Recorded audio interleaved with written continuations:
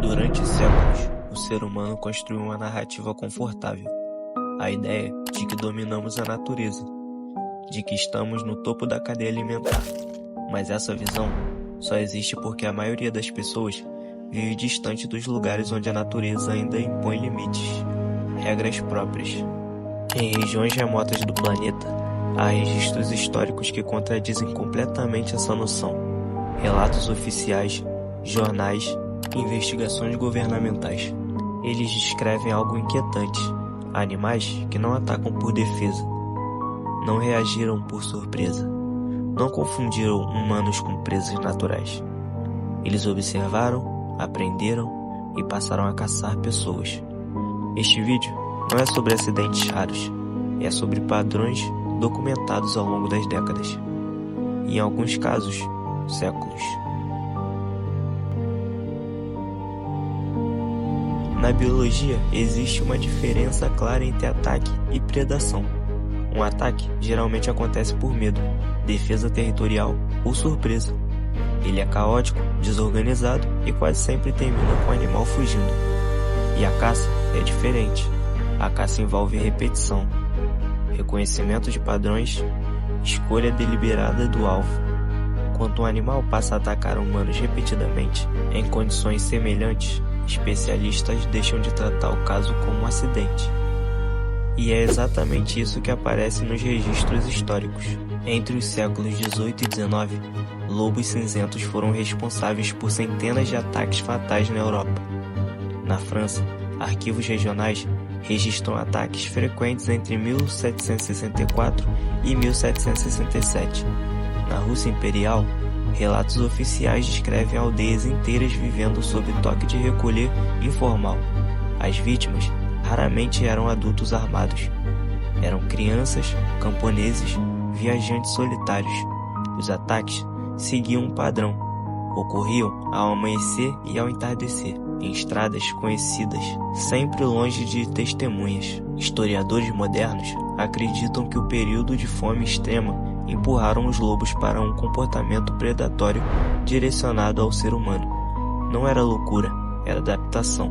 Durante décadas, histórias sobre pessoas engolidas por serpentes gigantes foram tratadas como folclore.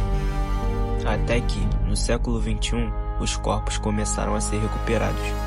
Em 2017, na ilha de Sulawesi, na Indonésia, um agricultor desapareceu após não retornar do trabalho. Dias depois, moradores encontraram uma piton com um corpo humano intacto dentro do estômago. Casos semelhantes ocorreram em 2018, 2020 e 2022. Todos documentados, todos confirmados por autoridades locais.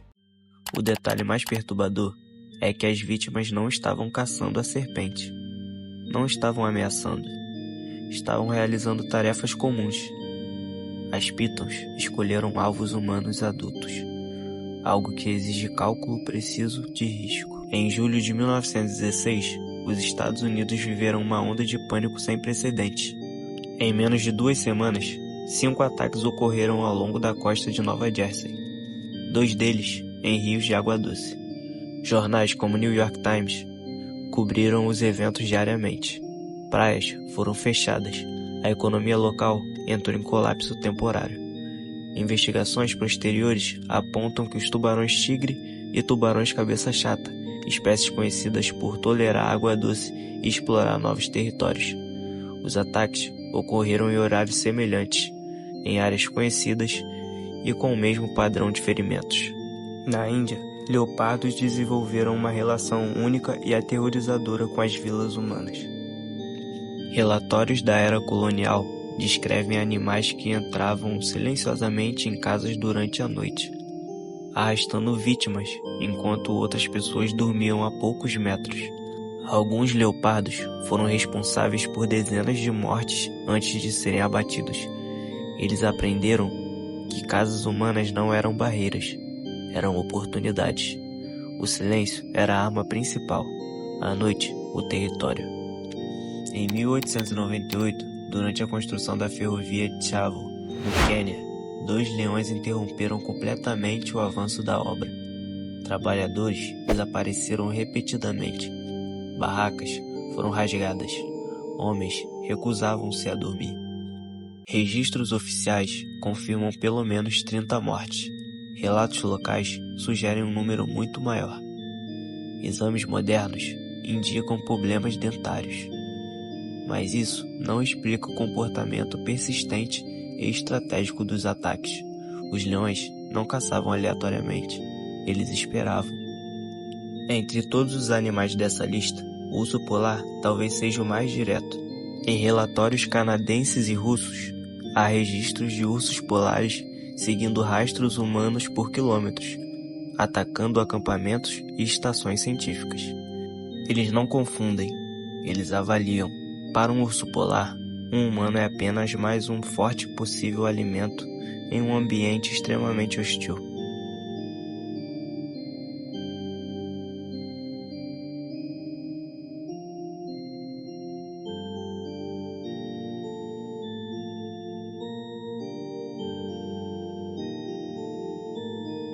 No final do século XIX, uma região montanhosa no norte da Índia começou a viver algo que, à época, parecia impossível de conter. Pessoas simplesmente desapareciam. Não havia sinais de luta, não havia corpos, apenas rastros, interrompidos no meio do caminho. Os registros mais detalhados vêm da região de Champawat, próxima à fronteira com Nepal. Então, sob o domínio do Império Britânico, jornais coloniais começaram a mencionar o mesmo padrão. Camponeses atacados durante tarefas rotineiras. Mulheres mortas a caminho de vilas vizinhas. Crianças levadas enquanto caminhavam sozinhas. A princípio, acreditava-se em ataques isolados, mas os números continuavam crescendo. Relatórios oficiais da administração britânica, hoje preservados em arquivos indianos, descrevem um único animal responsável por centenas de mortes entre o final do século XIX e o início do século XX. Esse animal ficou conhecido como tigre de Champawat. Estimativas conservadoras falam em mais de 400 vítimas confirmadas.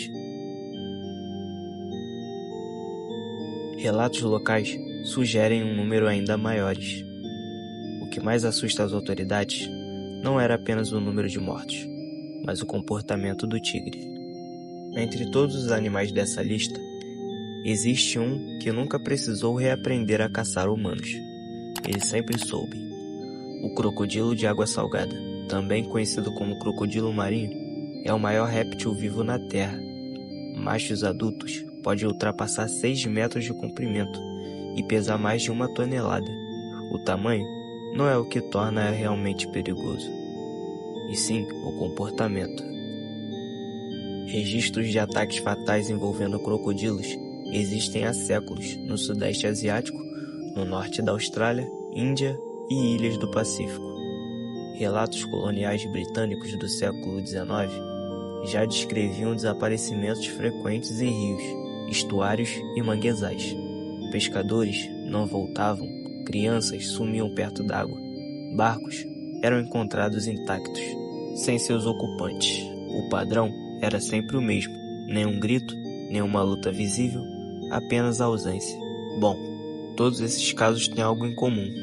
Eles aconteceram quando o ser humano se tornou previsível, repetitivo, descuidado. A natureza não julga, ela observa. E quando ela aprende, ela não esquece. A pergunta final não é sobre nós sermos o topo da cadeia alimentar. A pergunta é, em quantos lugares do mundo isso nunca foi verdade?